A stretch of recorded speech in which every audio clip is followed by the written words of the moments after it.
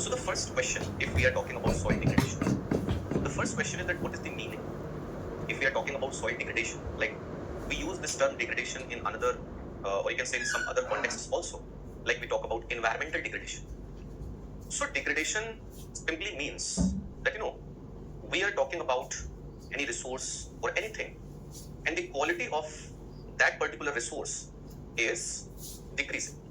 Okay, if the quality is downgrading, okay, if the quality is you can say deteriorating, and due to deteriorating quality, you can say the utility of that resource is decreasing. For example, if we are talking about water resources, or you are talking about air, you are talking about environment, you are talking about soil, and you are saying that there is degradation. So what it means, that quality is decreasing. And just because quality is deteriorating, that is why the utility is decreasing. Okay, you can say the utility is decreasing. So if we are talking about soil, and I have told you that what is the meaning of soil, and we all know that soil is a very, very important resource. Okay, why it is an important resource? Soil is very important, and it is important because you can say that it is a medium. It is a medium. It is a link which connects non-living environment and living environment. Okay, we all know that whether we are talking about natural vegetation or we are talking about crops. Okay, it doesn't matter whether you are talking about natural vegetation or you are talking about crops. All the plants, they require nutrients. Okay, and all the nutrients which are needed by plants for their proper growth and development, they are categorized into basically you can say three categories. Okay, macronutrients which are required in large amount, micronutrients which are required in you can say relatively small amount or smaller amount, and then there are trace elements, okay, which are required in very low amount. But different types of nutrients are needed by different types of plants. So the question is that from where, okay, these plants are getting those nutrients. So the answer of this question is going to be that it is the soil. Soil is actually providing all those nutrients. So if plants require nutrients, if plants require, you can say water, if plants require gases, so all these things are provided by soil. So soil is supplying important ingredients. Okay, the first, you can say, point which is indicating that what is the importance of soil. And the second thing, okay, if you're talking about trees, if you're talking about crops, so trees or crops, they need a base for their growth and development. Okay, they need a base in which they are going to grow, in which they are going to develop. So soil is providing that base for their growth and development.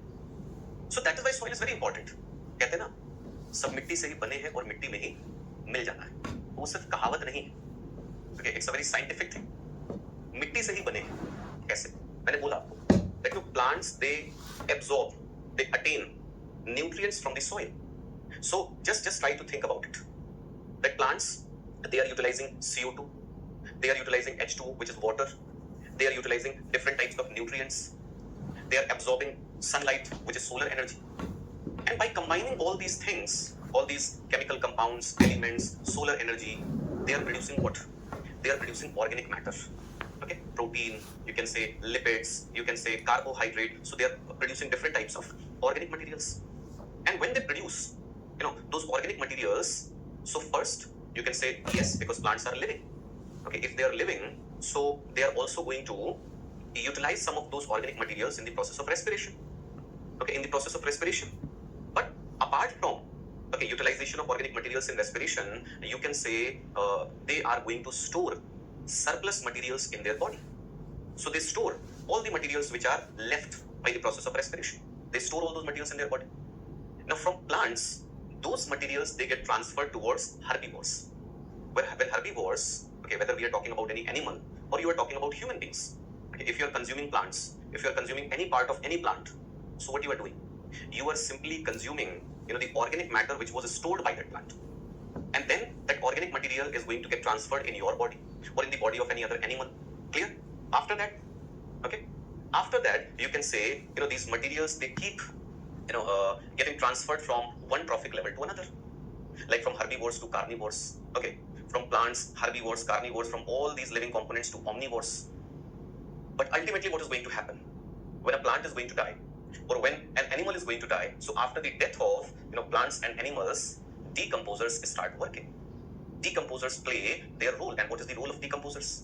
That they simply decompose, they simply break, the dead bodies of plants and animals.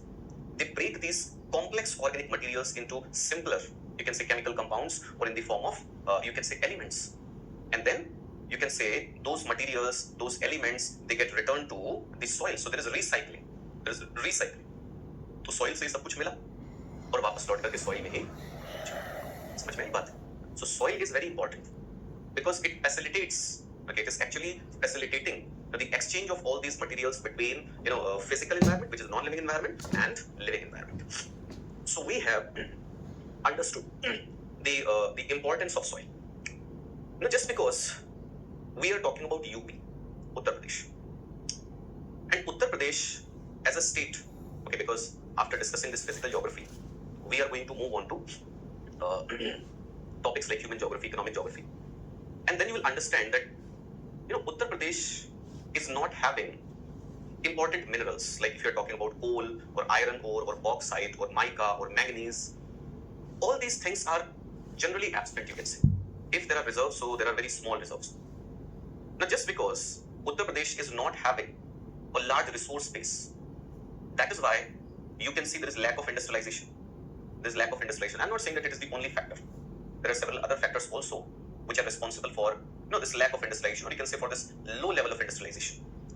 So the point which I'm trying to, you can say, put forward is that UP is a state which is mostly dominated by agriculture. If I'm saying that UP is an agriculture dependent state, I'm not wrong, because most people in Uttar Pradesh, they are dependent for agriculture, okay, for their livelihood. Now, if you are saying that there is a state in which agriculture is very important, and most of the people, they are dependent on agriculture and allied sectors, तो उस state के अंदर soil की क्या importance होगी, ये शायद बताने की जरूरत नहीं है. Agriculture is dependent on soil. If soil is fertile, then agriculture is going to be productive. It is going to be remunerative, and it will be able to support a large population. But if soil is infertile, if soil is not productive, so agricultural production or agriculture production, it is going to be low. And if agriculture production is going to be low, so of course it won't be able to provide food, or you can say livelihood, for a large number of people. So there's a very straight relation, okay? And that is why the quality of soil, okay, you can say status of soil, to discuss all these things is very important. Now, if we are talking about UP, so you can say that around 52 point in around 52.12% geographical area, in around 52.12% geographical area of the state, we are experiencing the problem of soil degradation. Approximately, देखो जब हम means लिखते हैं ना, and if you cannot remember exact figures, okay, so you should have a lump sum idea. You can write that approximately 50% geographical area of Uttar Pradesh is experiencing problems related to soil degradation, क्योंकि means में इतना चलता है, ठीक है? Now, what kind of soil degradation problems we are experiencing? So, if we are going to talk about these problems associated with soil degradation, so the first thing which you'll say is soil erosion. It is soil erosion. Okay? तो चलिए अगर हम soil erosion की बात करें, so first let's try to understand what is soil erosion. The first point which is very important is, when we talk about erosion, okay, if you need to understand soil erosion, then you need to have some sort of idea about erosion, that what is erosion. Erosion is simply, you can say, removal and transportation of materials. Removal and transportation of materials. Just imagine that there is an agent of erosion. And agents of erosion are, like you can say, rivers, like you can say winds, glaciers, oceanic water. They are called agents of erosion because they are involved, okay? They are involved in the process of erosion. Now just think about it, that if river water is flowing, and river water is simply removing materials from a particular area, and then after removing, it is transporting those materials towards any other region. So you'll say that river water is doing erosion. This is the meaning of erosion. तो आप ये तो नहीं कह सकते ना that this process of erosion, okay, is a human activity. You cannot say that. We are not responsible for the flow of rivers or movement of winds or movement of glaciers. We are not causing all these things. So you need to understand that soil erosion is a natural process. Soil erosion is a natural process. And the process of soil erosion involves what? So you can say the process of soil erosion includes removal of topsoil, okay, topsoil of the field. Just imagine that if there is an area and we are saying that, in this area, we are experiencing soil erosion. So what is the meaning? The meaning generally, okay, because I tell you that there are different types of erosion.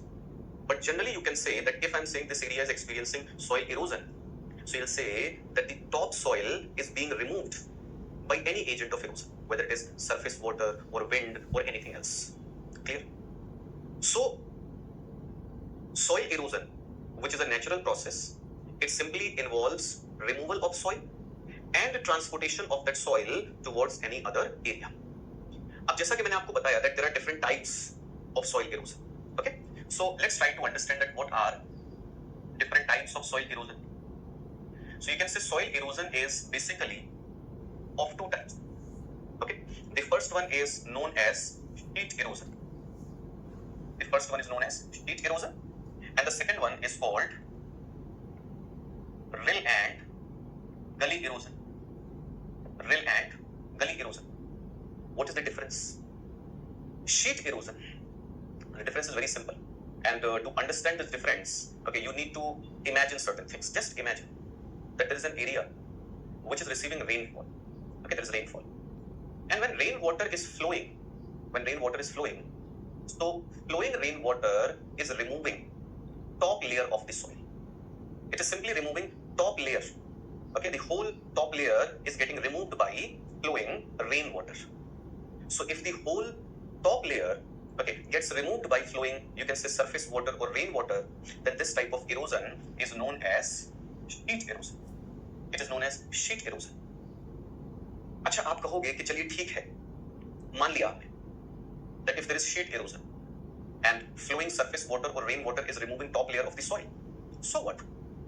Beneath top layer there are several other layers of soil also. So if top layer it has been removed, so we can cultivate crops in lower layers. But the problem is that top layer of the soil, it kind of you can say represents a very delicate mixture of organic and inorganic materials. So it is that part of soil which is, you can say, most useful for agriculture.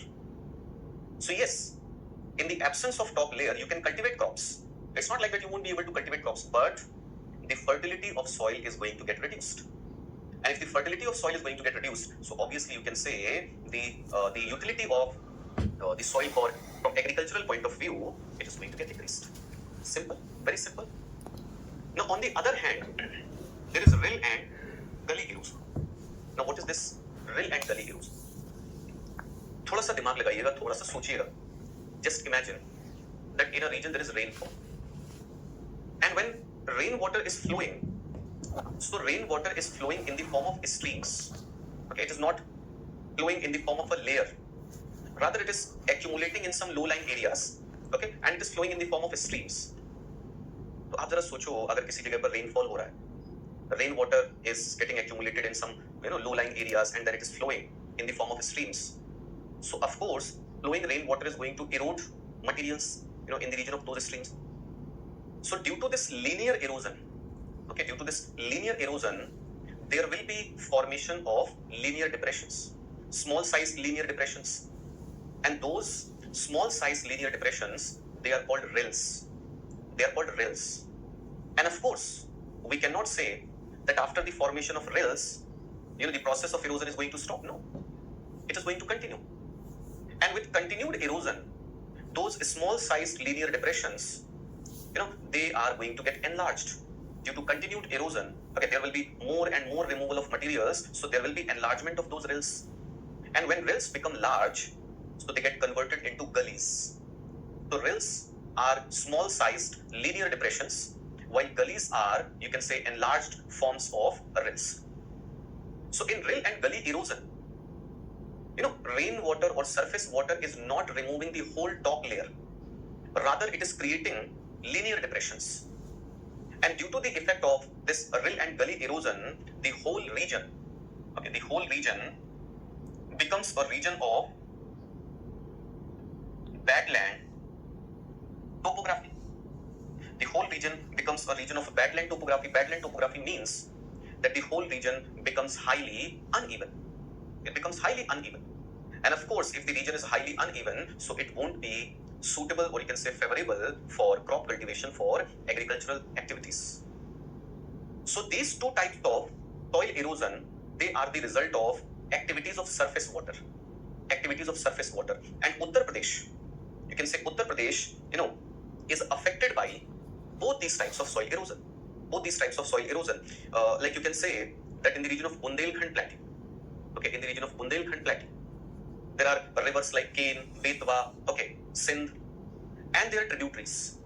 So in the region of Bundelkhand region, in the region of Bundelkhand Plateau, all these rivers and their tributaries, they have caused rill and gully erosion. And that is why Bundelkhand region, it has become highly, an area of highly uneven terrain. An area of highly uneven terrain. So you can say that Bundelkhand region is highly affected by soil erosion. It is highly affected by soil erosion. Like you can say that in other parts of UP, in other parts of UP where there is enough rainfall, where there are large number of rivers, so they are causing what? They are causing sheet erosion. They are causing sheet erosion. And in western part of UP, where climate is relatively dry, and the western part of UP, which is adjacent to Rajasthan, which is close to Rajasthan. So in those areas where climate is relatively dry, which is adjacent to Rajasthan, so that area is affected by wind erosion. That area is affected by wind erosion.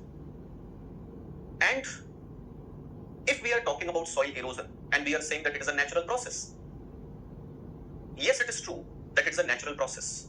We cannot deny this fact. But you cannot say that we human beings are not responsible at all. We are also responsible. How we are responsible? We are causing deforestation. And we all know that deforestation increases the chances of soil erosion. Because if in a region there are trees, there are plants, so the roots of those trees, those plants, they hold, the soil. They don't allow the soil to get eroded. But if you are going to remove those trees, those plants, then the soil is going to become loose. And when the soil is going to become loose, so it will be easy to erode that soil. So we are causing deforestation. You can say that in agricultural operations, we are following the practice of deep logging. We are following the practice of deep logging. So when we follow deep logging in agriculture, so you can say you are disturbing soil up to, you can say, a great depth. You are making a large section of soil loose and unconsolidated. And that is why rainwater or surface water is able to erode soil easily, because through the practice of clogging, we are making soil loose and unconsolidated. So it becomes easy. So you can say through deforestation, through deep clogging, we are increasing the chances of soil erosion. तो soil erosion को हम लोगों ने discuss किया, बात की. It's a very, very serious problem. Now after that, the next problem is related to number 2. You can say soil salinization. Soil salinization.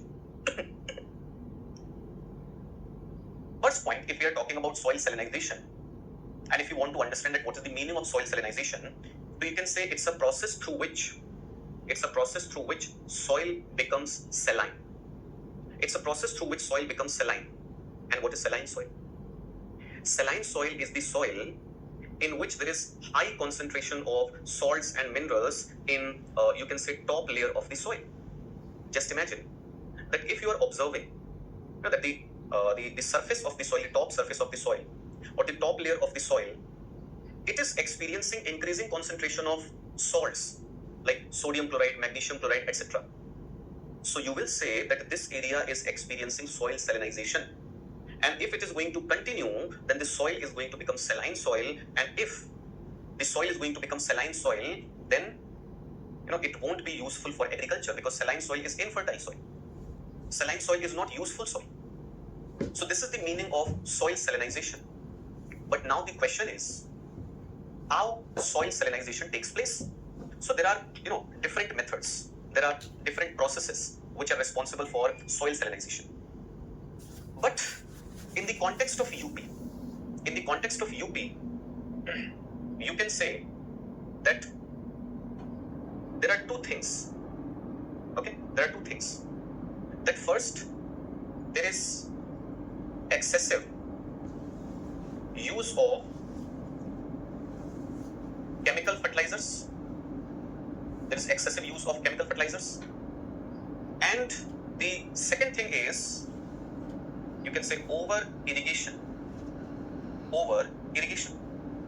अब आप सोच रहे हो that how excessive utilization of fertilizers and over irrigation, they are going to be responsible for soil salinization. How it is possible? When we use chemical fertilizers, yes, it is a necessity when it comes to modern agriculture, the use of fertilizers. But the use of fertilizers, it should be rational. It shouldn't be emotional. Okay, because we see that farmers use fertilizers out of emotions. They are not aware of the actual situation, that in what amount fertilizers are needed or what kind of fertilizers are needed. There is no scientific information. They are simply observing the color of their crop.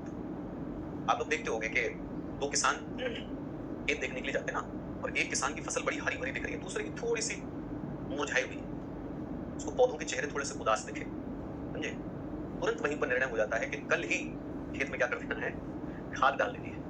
बात समझ में आई? अब reason नहीं मान, because we are following traditional agriculture ना, because farmers are not educated, they don't have a formal training, a formal education. तो उनके लिए सिर्फ एक ही चीज है कि हाँ फर्टिलाइजर डाल दो, बस ठीक हो जाएगा सब कुछ.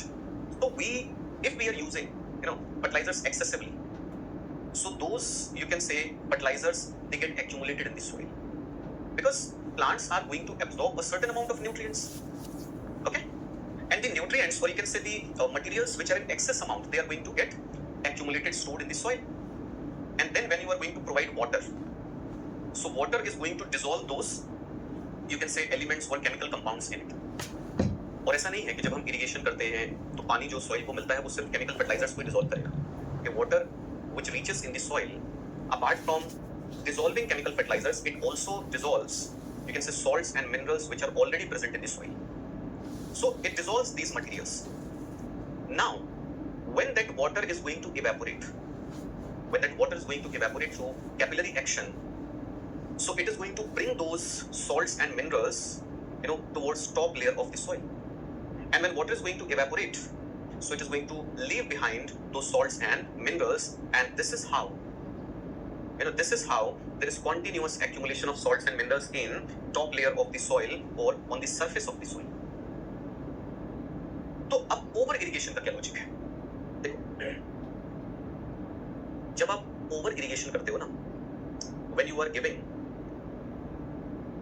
water, more than what is needed, so the soil becomes water saturated. Water saturated means, these spaces between soil particles, they get completely filled with water. And in this situation, when soil is saturated with water, in this situation, water starts dissolving materials. Water starts dissolving,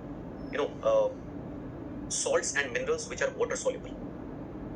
And after some time, when solar radiations are going to heat up that soil, so soil water, through capillaries, it is going to move in upward direction. And after reaching its surface, it is going to evaporate. But when water is going to evaporate, it is going to leave behind all those materials which are dissolved in it. And this is how there will be soil salinization. Okay, there will be soil salinization. तो ये चीज ध्यान रखेंगे कि soil salinization is becoming a major problem in large number of districts of UP. You can say, if you want, you can note it down, that worst affected districts in terms of soil salinization are Manpuri, Etawah, Fatehpur, Aligarh, Farrukhabad, Kanpur, Unnao, Prayagraj, Raebareli, Pratapgarh, Sultanpur, Lucknow, Azamgarh, Balia, Varanasi, Mathura and Agra.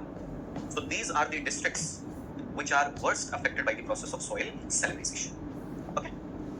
The next one, if we are talking about soil degradation, so number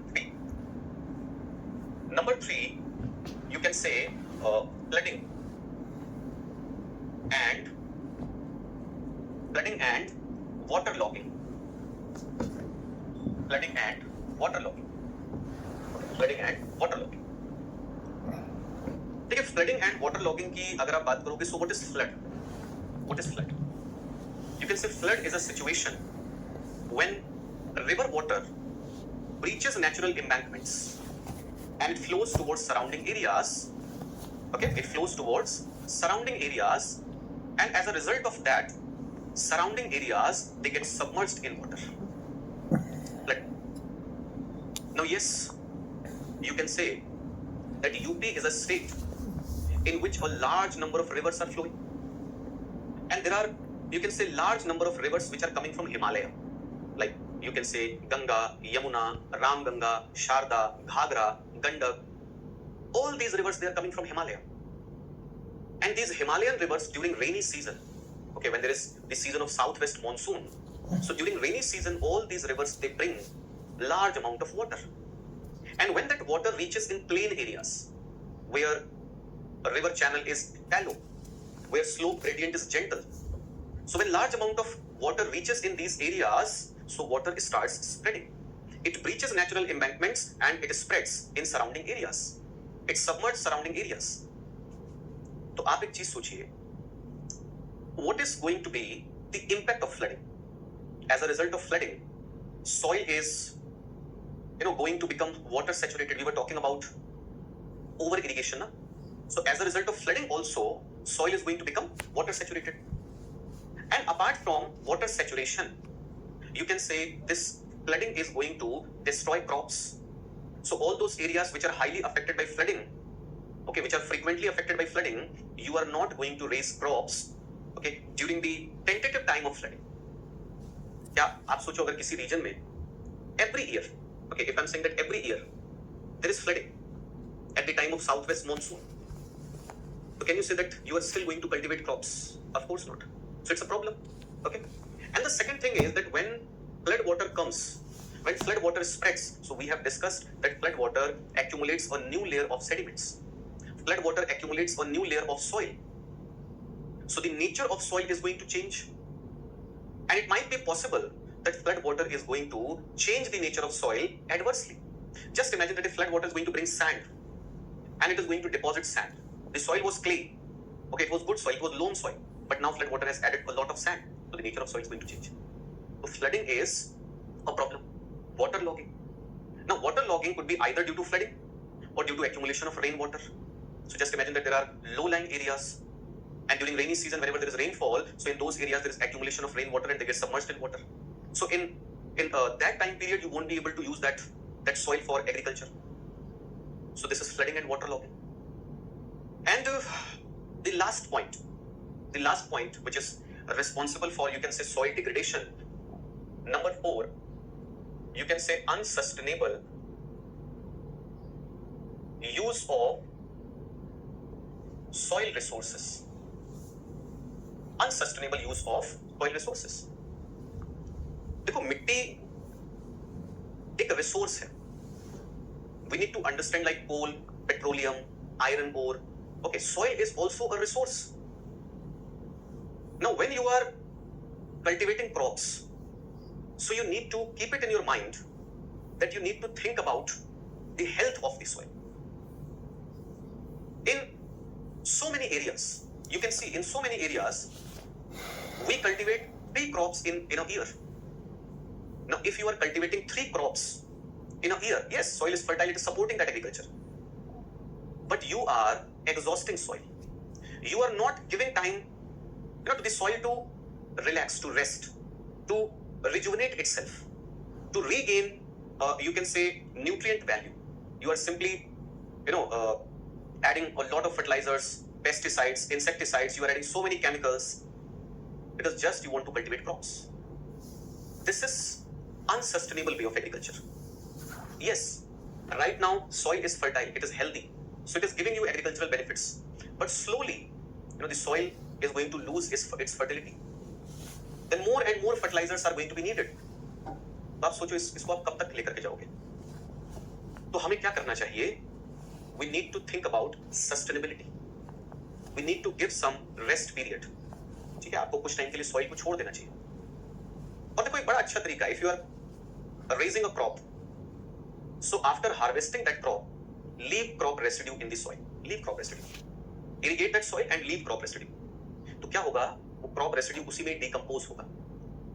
okay, फिर उसी को उसमें mix कर दीजिए. कुछ time दीजिए soil को. Soil उसी से अपना न्यूट्रिएंट्स गेन करेगी and these practices are going to increase soil fertility. Grow, you can say, green manure crops and mix those crops in the soil.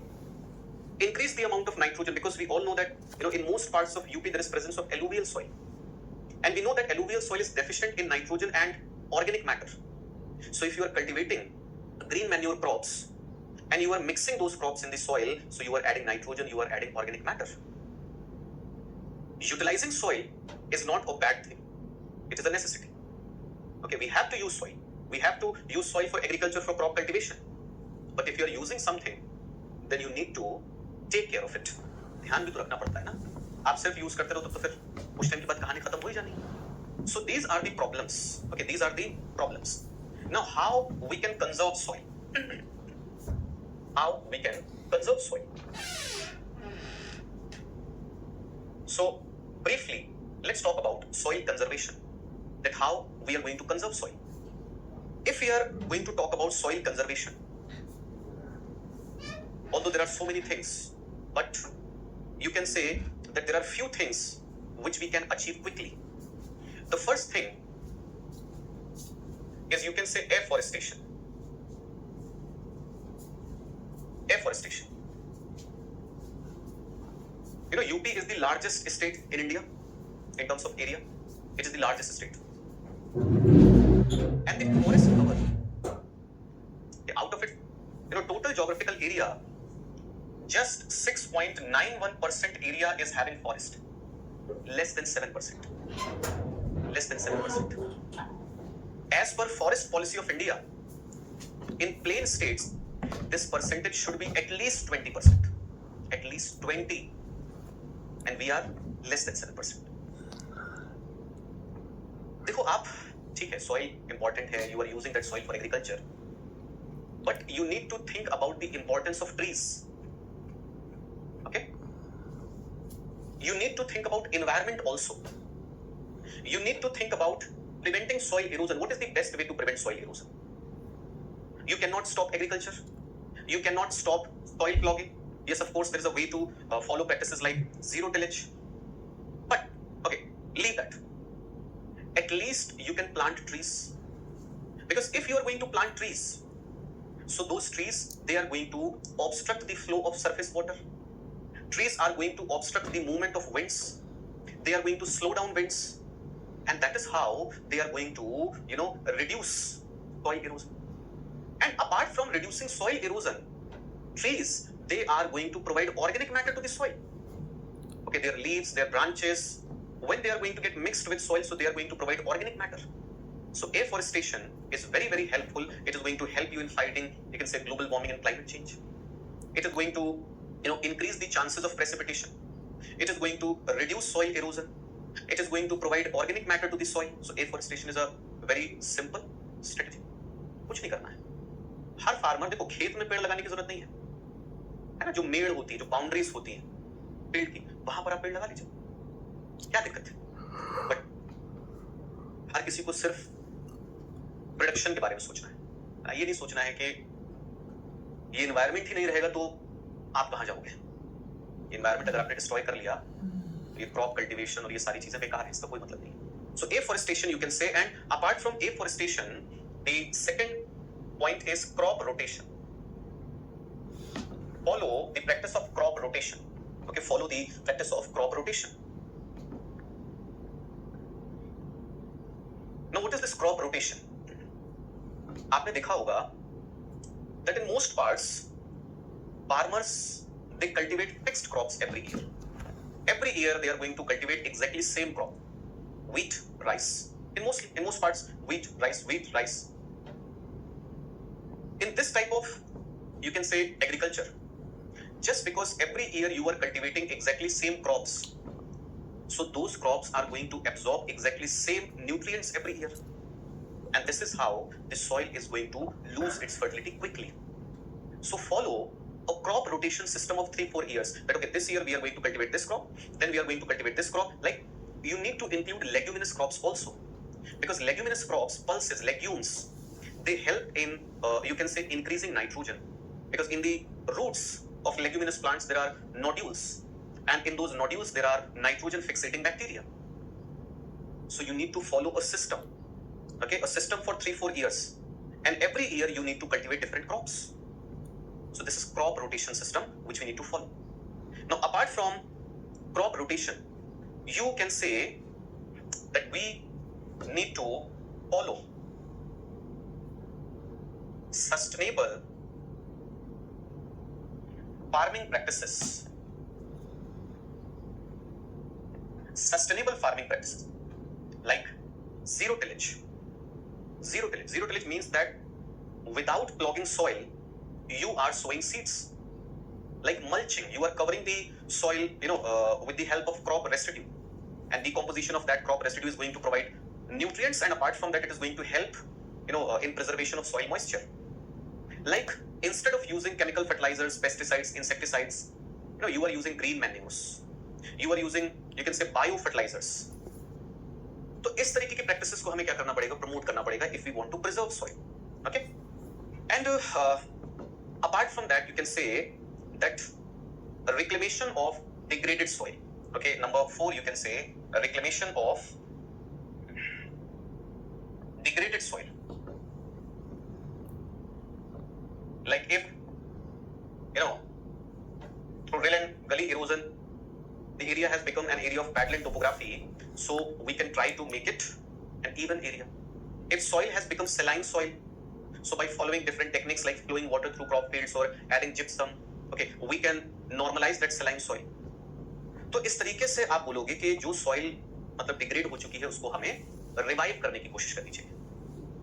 तो इस तरीके से हम लोगों ने जो सॉइल के बारे में डिस्कशन करना था, okay, we have discussed all these things, and now we are going to talk about vegetation, or you can say forest resources. Okay, now we are going to talk about vegetation or forest resources. Okay.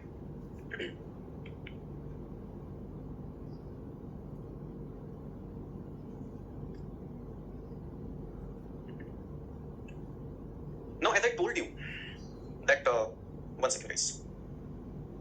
As I told you that UP, Uttar Pradesh, we all know that Uttar Pradesh is the largest state in terms of area. ठीक है, अगर आप area की बात करोगे, so it is around 2,40,928 square kilometer.